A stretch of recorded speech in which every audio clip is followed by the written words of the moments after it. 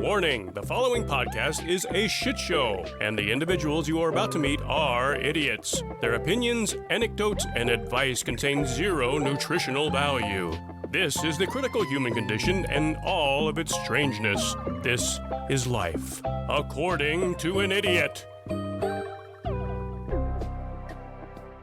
Welcome, everybody, to According to an Idiot. And we're going to be talking about a topic that is, I think, very relevant to the name of our podcast, because I feel like you need a PhD to fully interpret everything that I'm going to be talking about, and I don't have that. The only qualifications I have is that I have ADHD. Well, that has some of the letters. Yeah, exactly. PhD.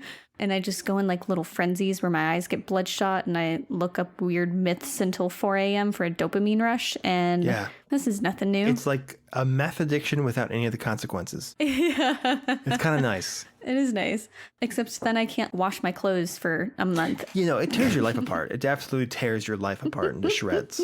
But when it comes to researching myths, I know a lot, at least. So we have that going for me. Granted, as soon as I'm done recording, I push all the information out of my head forever. I'll do that too, but then I'll keep select little nuggets. Yeah. And then every now and again, there'll be a conversation. I'm like, actually, do you want to know something about L. Ron Hubbard? He used to jack himself off and then come on a piece of parchment and then would dance around it and light it on fire. I think about that frequently. That's also something, maybe it's because it's traumatic.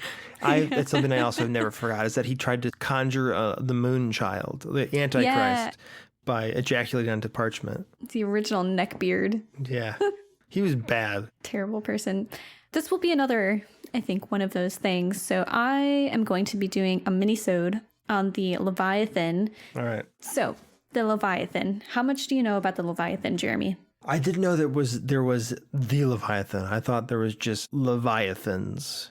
Multiple. Well, a Leviathan, I assumed was a big animal of the deep, like a colossal squid or a really big shark. Okay. You're not wrong. You're kind of wrong, but you're not totally wrong.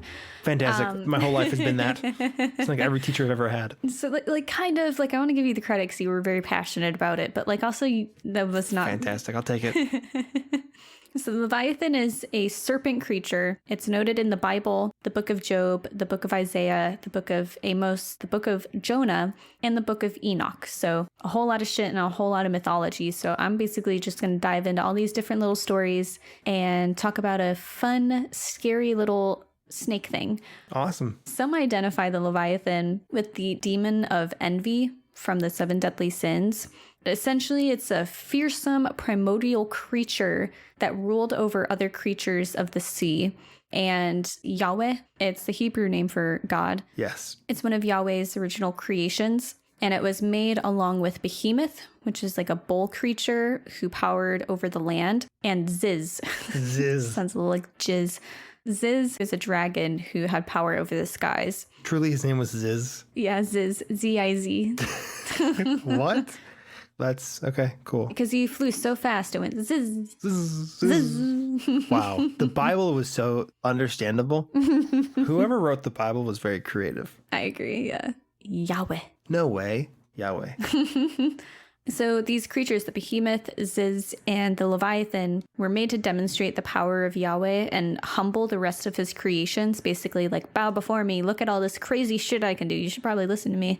And the Leviathan was the most dangerous of them all because it was very destructive and chaotic. It's basically the embodiment of chaos, and the other two were seen as more peaceful. Originally, there were 2 Leviathans made to keep each other company, but the female was too powerful, and so Yahweh had to have this grand battle to kill her and save the rest of the world from destruction. The male companion was very vengeful from this death and waits for the end times to battle Yahweh. After death of the female, Yahweh used her skin to create a canopy over a banquet of her flesh. Ugh, gross. What the fuck? It said that her skin was insanely beautiful, and so Yahweh made this very grand feast where everyone just ate her. It's disrespectful. The more I hear about this God guy, I'm not a huge fan. Yeah, it's fucking weird. He's always kind of vindictive and horrible. Yeah, he kind of is. In general. So it's said that when the righteous are taken to paradise in the rapture, they will get to eat her flesh. Those who don't deserve to eat its flesh, who weren't faithful or like weren't believers, will get different kind of gifts, from coverings to people who are somewhat deserving to like amulets, who are people who are like least deserving. That's still pretty cool. Yeah, right? Like, I'd be cool with a fucking amulet. Fuck yeah. Way better than meat. I know. Do you want ostrich jerky or do you want a Rolex? It's like, I think I probably want the Rolex. Have you ever been to the beef jerky outlet? There's several. They're always on like interstates. I haven't, no. I think I've seen them. Are you still vegetarian? No, not really. There's too much good, like, Korean barbecue in Texas. I love rare jerky. So I think this is reason enough to be good. When you say rare, do you mean like weird creatures or do you mean like undercooked jerky? Oh, no. That's a steak, baby. Jerky is... Okay, ostrich, isn't that rare? Ostrich, gator. You ever had gator jerky? I haven't had gator jerky, but I have had crocodile meat before. How would you think of it? Actually, that was a lie. I had someone give me crocodile meat, but I didn't get to eat it because this is when I worked as a medical assistant. And one of my patients was a snowbird, went to Florida. Okay, yeah. During the winter. A coward, you mean? Yeah, coward. Can't suffer like the rest of us. So he like came back and brought me this crocodile meat. And I was going to eat it, but then the doctor that I worked for was kind of an asshole, and he like didn't put it in the fridge, so then it spoiled, so then I couldn't eat it at all. God. And so I didn't tell the guy because I felt so bad about it, and so I told him it was really great and thank you so much. So then he brought me more.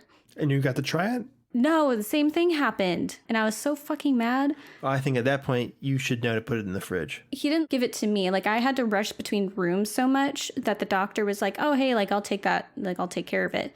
And I was like, okay, cool. I can trust you. You didn't fuck it up last time. Exactly. So basically, I did nothing wrong. Yes. Internalize it. But yeah, so, I mean, honestly, here's the thing. Most jerky just kind of tastes the same. Yeah. Because it's jerky. But I like to imagine... I like to tell myself that I'm tasting different notes, you know? Mm-hmm. Some of it's more gamey, like deer jerky's gamey. Gator was a little bit gamey because it's not good, you know, probably not great. Not gert. It's not gert. It's not gert. It's this gert. Anyways, that was a tangent. I just want to mention that because I enjoy rare meat, that promise of eating Leviathan would be enough for me to like be good and become a Christian and go to heaven. Maybe that's part of like what it is. The people who are righteous generally like are people who are hungry, feel like a lot of status and like power, you know? Yes, 100%. A bit of greed as well. Yeah. Ooh, hot take. I'm not sure if I think history literally just proves you right on that one. So I think like, what else could you possibly want? But then God's like, hey, if you're like good, I'll give you this weird meat. And they're like, hell yeah. You mean nobody else can eat this, but I can? Yeah. Okay, yeah. I'll sign up for this. On the topic of jerky, and then I'll move on. Elk jerky is my favorite. Smoked elk. Yeah. Elk jerky's very good. That's the shit. Anyways, so the rest of the skin that's not given away and eaten is said to be spread onto the walls of Jerusalem, illuminating the world with its brightness. Which is interesting because the Leviathan is said to be a lot of things. Beautiful is one of them. It says that the eyes have a dim light, fluorescent scales, and halos that appear above its flippers. Flippers? Yeah, it's got little flippers so it can swim. See, you can be the most beautiful creature in the world, but you still got flippers. Right. I thought it was interesting. The name Leviathan comes from, I don't know how to say it, IWH, Iwe? Maybe? Iwe. Which means to twine or to join. And when it has a suffix added on, it translates to twisted in folds. So in Job, it describes the Leviathan as, quote, behold, the hope of him is in vain. Shall not one be cast down even at the sight of him? Unquote. So terrifying that you will die just by looking at him. It also has pretty eyes. And its scales are shiny. It also is said that the Leviathan breathes fire, and it's so hot that it makes the water boil, has impenetrable scales, and is indestructible to man. It has a breath so foul that it's poisonous, and it eats one whale a day, and the size is incomprehensible to man because it is so large. In Isaiah, it's called the tortuous serpent, who will be killed at the end of time, and described by Rabbi Dimi, he sends forth from his mouth a heat so great as to make all the waters of the deep boil, and if he would put his head into paradise, no living creature could endure the odor of him. If I was Ancient Aliens nut job, I would say atom bomb. Boils the waters, has poisonous breath, stinks to high heaven. You know how people do that? How they go like, wow, that sounds just like what's happening today in the Bible. Like to be like, oh, they're talking about the Antichrist returning? Well, Donald Trump is mean. You know, like that kind of stuff. So it's like, yeah, it's like that. It's like, oh, maybe the Leviathan was actually just an atomic bomb. You're totally right. That reminds me, I really want to write a sketch that's like Ancient Alien inspired. It's just things that are clearly explainable. But it's this elaborate, out-of-your-way explanation. Yes. So in Judaism, it says that the Leviathan in the Book of Job is a reflection of the Canaanite Lotan, which is a sea god defeated by the storm god Baal Hadad. Baal Hadad is a storm god that protects society similar to Zeus. That was a lot of S's. Yeah. All in one. And Lotan is a 7-headed serpent who's known to lurk in depths of the sea and threaten creation itself. And it used the body of the creature once defeated to create the world that humans now live in. In later Jewish sources... Jewish. The Leviathan is a dragon who lives over the sources of the deep, along with a male land monster, the behemoth, who will be served up to the righteous at the end of time. There's a theme going on here of a lot of other creatures and a lot of eating. Yeah. Of monster flesh. I love the idea of a male land monster. All right. Sounds like my old man. Gross. Kill me. The Book of Enoch, the Leviathan is a female monster dwelling in the watery abyss, while Behemoth is a male monster living in the desert of Dunayidin. Apparently it's east of Eden. It's also a city in Florida. Is it? No, it's not. That's Dunedin. They changed the spelling of it. It has a population of almost 36,000 people, so they're doing pretty good. Damn. Until that beast shows up. Right? Eat some whole. So it's probably a fictional place then, yeah? Yeah. I mean, it's next to Eden, so... Yeah, that's just around the corner from Miami, right? Right. Paradise, known as Orlando, Florida. Known as Kissimmee, right? Yeah. Where do you think people came up with, like... Okay, so obviously they come up... This is a long time ago. People are making up these monsters. What do you think inspires them to make it a sea monster? Or to make it, like, look the way it does?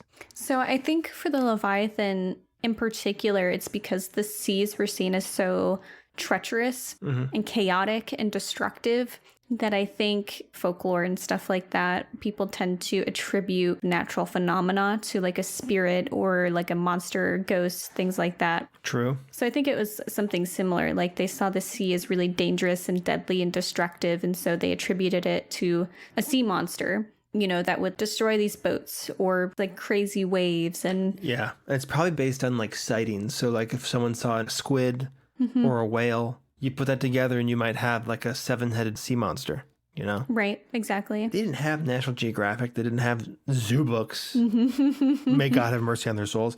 How would they know what even sea monsters would look like if only some of them have seen like a whale's tail? Right. And even then, like, it's distorted in the water. Yes. Like, a lot of the time it's at night. So, like, it's limited lighting. I think it's a lot harder to see things clearly in the water than it is, like, on land. And I mean, also, just, like, fish in general in the ocean are fucking ugly. Yeah, true. They're terrifying looking. And also, beached whales have always been a thing. So, like, they've seen whales get beached. They're probably like, what the fuck is that? I bet everything out there's that big. Right. So the Leviathan can be used as an image of the devil by attempting to eat God's creations and threatening upheaval in the waters of chaos. And it's said that the Leviathan only feared one thing. Do you want to guess what it is? Friendship. God? Wrong. A worm called Kilbit that could kill large fish by clinging to their gills. Fuck yeah. Is Kilbit a single person or is this a species of worm? I think it's just a kind of worm. a kind of worm or a worm named Kilbit? Like it's like a type of worm. Let's look this up. I'm going to do a lot of research here, a lot of Googling. It looks like Kilbit's an actual monster. Oh, it's like it's its own worm that just goes around killing fish. Yeah, I mean... Like, I'm going to fucking suffocate you. From what I'm seeing, Kilbit might just be its own badass worm. Fuck yeah. Godspeed to you, Kilbit. If anyone knows the difference, please email us and tell us we're wrong. Yeah, if you don't, then we're going to keep believing we're right, which is just as bad. And we're going to do a whole full episode on Kilbit if you don't correct us. The destroyer of Leviathan, the worm. Yes. So in Babylonian mythology, the story of Leviathan correlates to Tiamat's fight with Marduk. Oh, say no more. Right. My two favorite boxers. Tiamat is one of the first creations and is a fiery dragon and watery chaos of the universe. Tiamat sabotaged the work of young gods and destroyed their new worlds. And finally, a young god named Marduk got so annoyed and was like, fuck you. Can you just like let us create in peace, like a moody artist? Killed the dragon, Tiamat, and used her corpse to create the heavens and earth. Pretty resourceful. In Greek mythology, Typhon is just sounds like a fucking baby name now. Like, they don't want to do Tyson. Ew, it totally does. It totally does. Typhon. Typhon, Maverick, Colt, Right. Gunner. Typhon is a terrible serpent created by Gaia, who is Mother Earth, when she unites with Tartarus, which is the underworld, essentially, where... It's the god of tartar sauce. Thank you. I'll be here all week. The god of tartar sauce. These are fish. We're talking about sea creatures, so of course Tartarus would be looking over them. Also, it's pronounced Gaia, not Gaia. Gaia, thank you. I've only ever heard it as Gaia. I've only heard it as Gaia too, but I'm currently playing Assassin's Creed Odyssey, and they have a lot of Greek shit going on in there. Do they say Gaia? I think they say Gaia, because I remember hearing it and I was like, that doesn't sound the way I thought it was. Could be both. I don't know, whichever. I love disrespecting cultures, so I'm going to say it wrong on purpose. We are Americans. So Tartarus, if whoever is not aware, it's an abyss that is a dungeon of torment and suffering for the wicked and a prison for Greek titans. So if you watched Hercules, you would know that Hades is trying to release all the titans from Tartarus. So Gaia reunites with Tartarus to kill Zeus and makes this terrible serpent named Typhon. And it has similar powers to Leviathan, like spitting fire. And Zeus eventually kills the creature by throwing a giant mountain on top of the beast and trapping him underneath the earth. Which is kind of cool of him. He kills him via mountain. You got that one, Zeus? That's badass, Zeus. Using landforms. In Norse mythology, Thor encounters... Oh, God.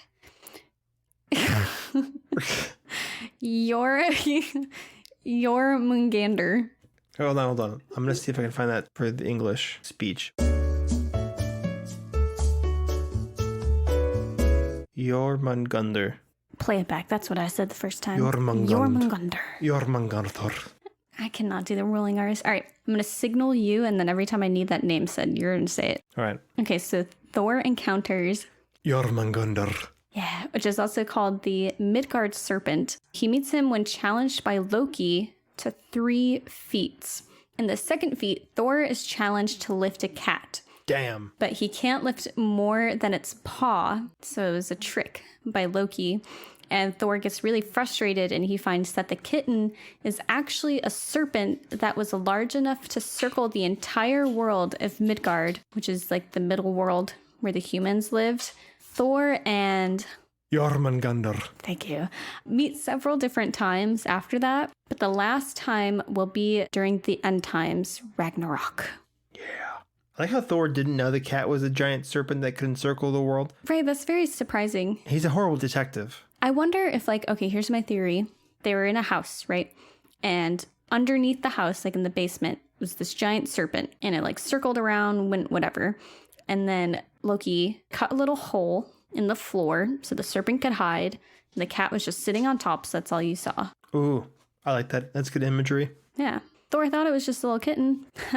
Joke's on you, Thor. You're not as strong as you thought. Yeah, you can't lift a whole giant world-sized snake, you idiot. All right, I'm going to give you one guess as to who else and the occult world got their dirty little dick all over the Leviathan. Aleister Crowley? Close. Anton LaVey. Oh. I know, it's a 50-50 between the two of them. Damn. You said dirty little dick, so I immediately thought of Aleister Crowley because he would literally get his dirty little dick all over everything. So Anton LaVey, who you might remember wrote the Satanic Bible, mentions the Leviathan in the Satanic Bible. And it said that it represents the element of water in the direction of west and is one of the 4 crown princes of hell. The book even includes a chapter called The Book of Leviathan, the Raging Sea, and is said to be the prince of the angel Seraphim, who tempts people to give into heresy and is opposed to Saint Peter.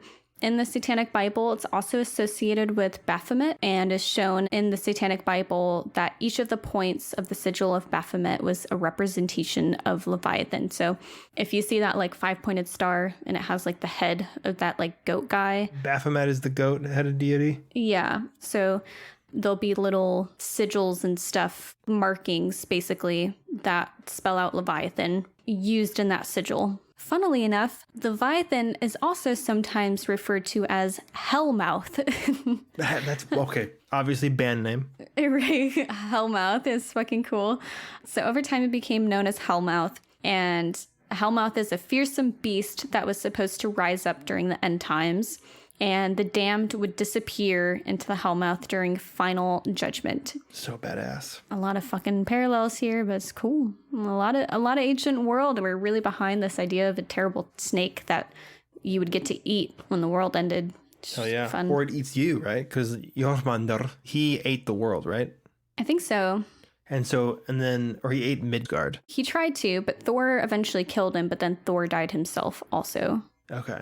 And then Hellmouth, we all go into Hellmouth? Yes. A lot of big-ass snake monsters eating the world and us. And then us eating it too. It's a full circle. Yeah, it's circle of life. Wow. So there is a sect of Jewish and Christian religious ideas from the late 1st century called Gnosticism. Have you heard of this before? Yep, I think we talked about a little bit about this in our Satan episode. Maybe that's what it is. Because it's pretty cool. There was a church father who accused the Gnostic sect of revering the serpent from the Garden of Eden as a symbol of wisdom. And so gave the people who adopted this ideology the name of Ophites, which is kind of cool. They emphasized personal spiritual knowledge over orthodox teachings. Gnostic is like an umbrella term. It's like an offshoot of, in this case, Christianity. If you didn't adhere to like the Orthodox Church methodology, you were a Gnostic.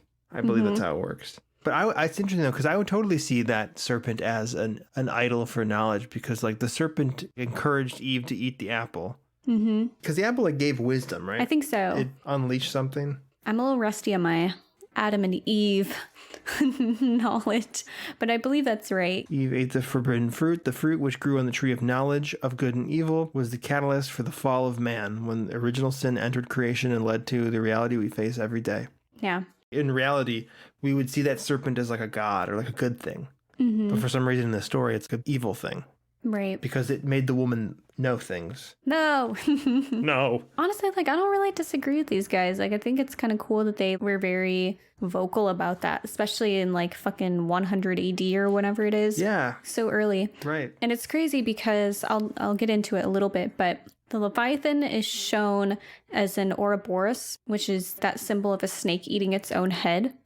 So this giant crazy serpent monster is creating a circle, but it's eating its own tail. And that symbol separates the divine realm from humanity by enveloping or permeating the material world. So it kind of keeps man and higher powers separate, basically. Okay. Leviathan encapsulates the world and generates intrinsic evil in the entire universe.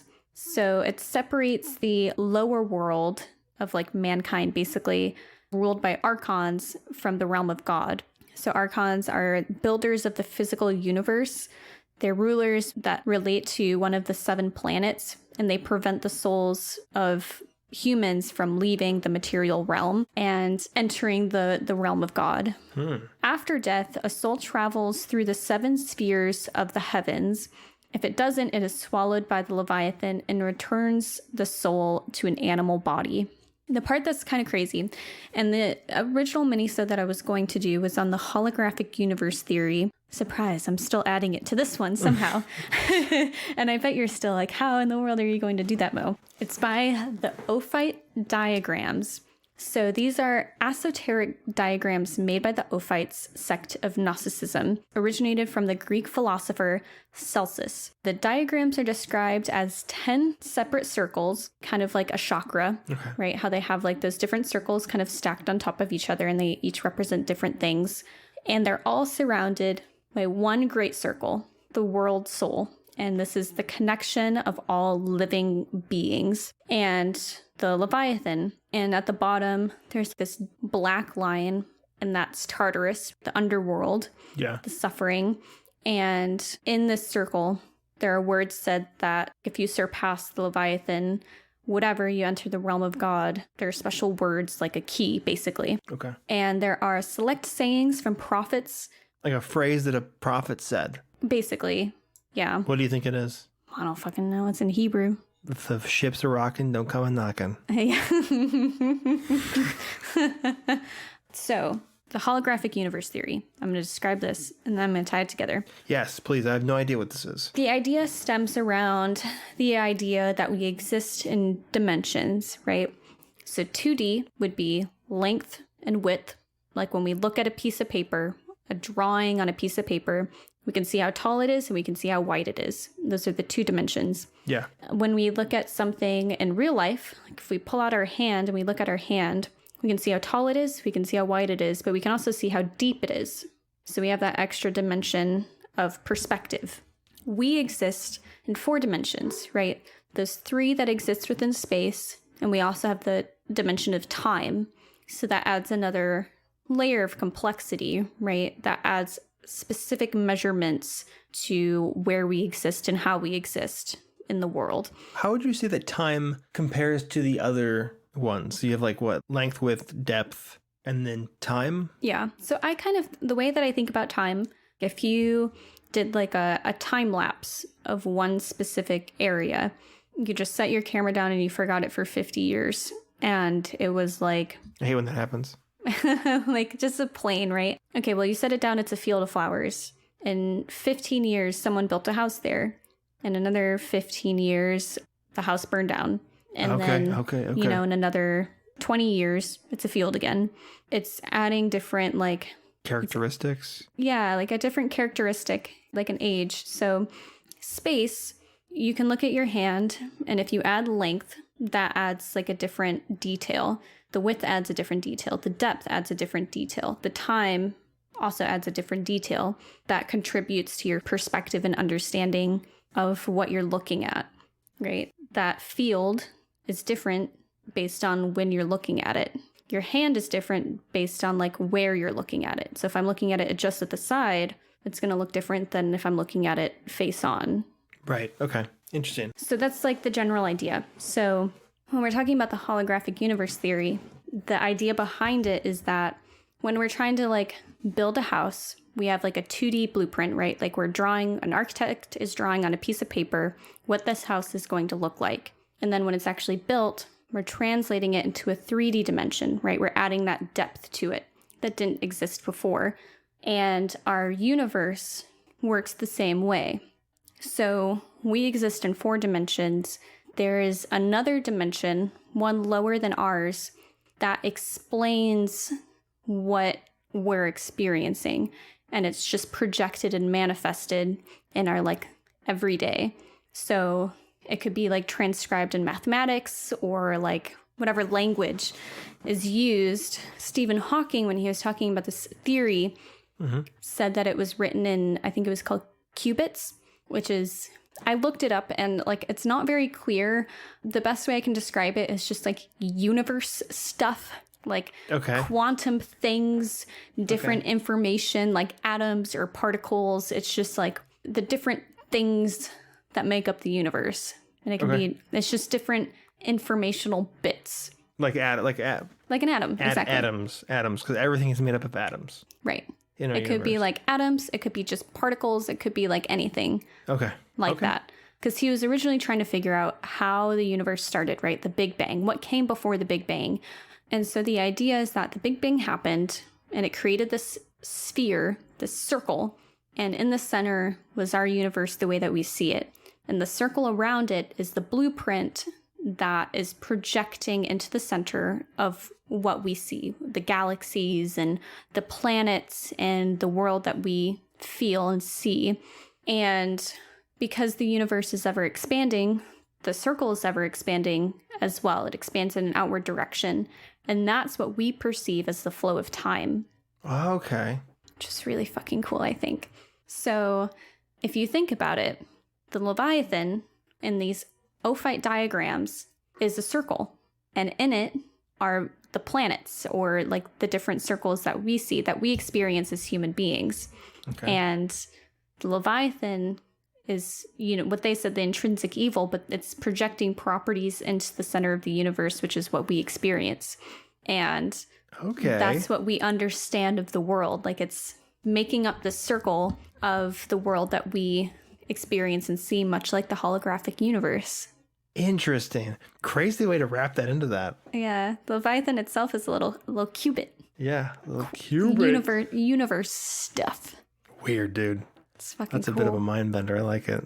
Yeah, like 2,000 years ago, these dudes were like questioning everything, and like, actually, there's just a circle. Our universe is just a circle. Yeah. And then 2,000 years later, Stephen Hawking is like, actually, guys, our universe is just a fucking circle. Yeah. And we're just a projection of what is written in that circle of universe stuff. This story is a circle. It's all circular. It all comes back. We've been talking about the same thing. And if you want to tie it back to a previous episode, also the Akashic Records, that is this archive of everything that has ever happened, everything that will happen, thoughts, and everything that exists. And that if you like meditate, or if you do these different rituals, practices, you can transcend and access this information and interpret it and understand it.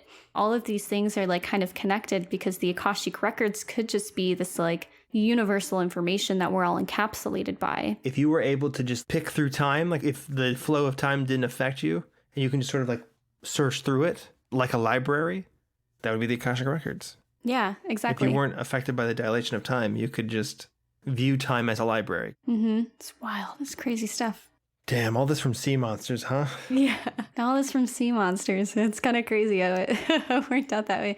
Because I was originally looking up the holographic universe theory, and there just wasn't enough to like make it into a minisode. Like, I explained it all in like 5 minutes maybe. So then I was looking at what else to research, and I was like, Leviathan, that's really cool. And the more I looked into it, the more it was like tied to these diagrams and this like circle concept, and like the world is encapsulated by it and all this stuff. And I was like, you know what, that's really fucking crazy, because that's like... You must have felt so cracked out when you made that connection. I did. I was like... That's awesome. Flo like had just come home when all that was going on, and I was like, you won't believe what I found out. That's awesome. It's cool that you that just happened to be what you were looking at before. I think it's just like interesting that these same ideas tend to permeate our like subconscious. Yeah, like they stick with us throughout. They tend to stick around.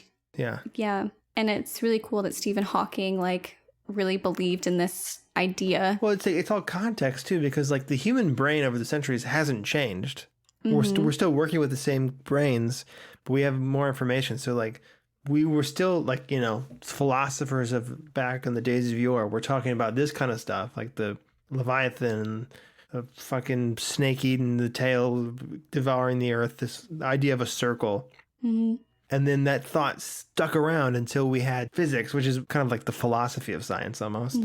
Quantum physics. We had that to better explain it, like the same concept in the same brain, but a shadow of what it really was. Yeah. With time, we have the tools.